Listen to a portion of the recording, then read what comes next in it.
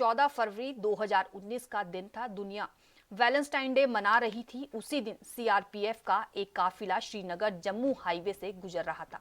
Truck Pulwama के पास पहुंचा था, तभी एक सुसाइड अटैकर 200 किलोमीटर आरडीएक्स लदी मारुति इको कार लेकर घुस गया। विस्फोट इतना तेज था कि सुरक्षा बलों को लेकर जा रही 2 बसों के परखच्चे उड़ गए।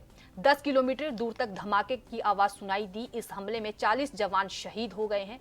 ये कश्मीर में 30 साल से जारी आतंकवाद के दौरे का अब तक का सबसे बड़ा हमला था। इस हमले को आज 5 साल पूरे हो चुके हैं। 14 फरवरी सुबह जम्मू से 78 बसों से सीआरपीएफ का एक काफिला श्रीनगर के लिए रवाना हुआ। इस काफिले में 2500 से ज्यादा जवान शामिल थे। आतंकियों के पास सेना के इस काफिले की पुख्ता जानकारी थी। महीनों पहले से हमले की साजिश शुरू की गई थी और जब 3 बजे काफिला पुलवामा में गुजरा तो आतंकी आदिल अहमद डॉर काफिले पे कार लेकर घुसा। इस कार में 100 किलोमीटर से ज्यादा विस्फोटक था। धमाका इतना तेज था कि काफिले की ज्यादातर बसों के शीशे चटक गए थे। कई जवान चोटिल हुए थे। सीआरपीएफ के 76वें बटालियन के 40 वीर सपूत शहीद हो गए थे। कई किलोमीटर तक हवा में बारूद की गंध घुल गई थी। मंजर इतना खौफनाक था जिसे देखने वाले तक सिहार गए थे।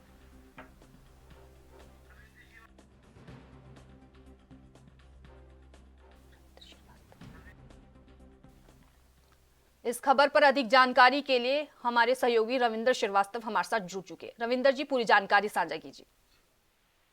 देखिए, 2019 का आज ही का दिन था जब लोग अपनी सुबह की चाय पी रहे थे, लेकिन उसी समय एक बुरी खबर जो थी वो पुलवामा से आई थी। पुलवामा में एक आत्मघाती हमला जो था वो हुआ था और उस आत्मघाती हमले में जो सीआरपीएफ के जवान थे 40 वो शहीद हो गए। हालांकि इसकी प्लानिंग जो है वो पाकिस्तान में रची गई थी।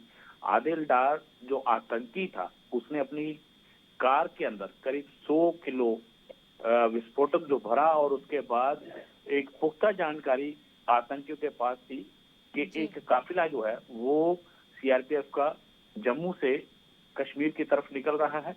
और जब ये काफिला पुलवामा पहुंचा तो आदिल डार ने अपनी कार के अंदर विस्फोट जो भरा हुआ था उसको उन काफिले के साथ टक्कर मार दी, जिसमें वो विस्फोट इतना भयंकर हुआ कि उसमें 40 जवान जो हैं वो शहीद हो गए।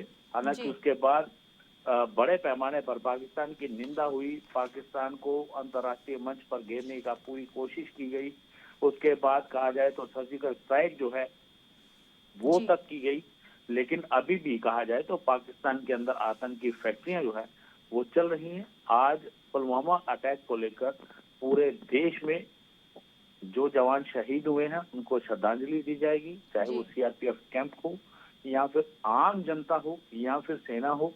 हर किसी की आंख नम है इस दिन को लेकर, क्योंकि हमारी जान की सुरक्षा करते हुए 40 जवान जो हैं उन्होंने अपना बलिदान दे दिया था। और जो हमला था वो इतना भयंकर था कि जब आदिल डार ने अपनी कार से काफिले को टक्कर मारी और उसके बाद विस्फोट इतना जबरदस्त था कि 5 से 10 किलोमीटर तक जो है वो इसकी आवाज जो है वो सुनी गई और उसके बाद उसकी गंध जो है वो पूरे इलाके में फैल गई उस विस्फोटक की। लेकिन कहीं ना कहीं कहा जाए तो आतंकी हमले जो हैं वो अभी भी हो रहे हैं, लेकिन बड़े आतंकी हमलों को रोकने के लिए सुरक्षा बल पूरी तरह से मुस्तैद है, चाहे वो अंतर्राष्ट्रीय सीमा हो या एलओसी का इलाका हो। लगातार वहां पर आतंकियों की घुसपैठ को रोकने के लिए और खास तौर पर जो ड्रोन से हथियार और मादक पदार्थों की तस्करी की जाती है उसको भी रोकने का प्रयास भारतीय सेना कर रही है, सुरक्षा बल कर रहे हैं। लेकिन कहीं ना कहीं इस हमले की आज भी, जब आज 5वीं बरसी है, आज भी कहीं ना कहीं हर एक की आंख नम है और हम भी अपने चैनल के माध्यम से उन शहीदों को श्रद्धांजलि देते हैं, क्योंकि जिस प्रकार से देश के लिए बलिदान देने वाले इन जवानों ने अपना सर्वोच्च बलिदान कर दिया, इससे बड़ा बलिदान कोई हो नहीं सकता। लेकिन कहा जाए तो आज हर देश के हर एक कोने में इन शहीदों को याद किया जा रहा है। रविंद्र श्रीवास्तव जी, जानकारी साझा करने के लिए आपका बहुत बहुत धन्यवाद।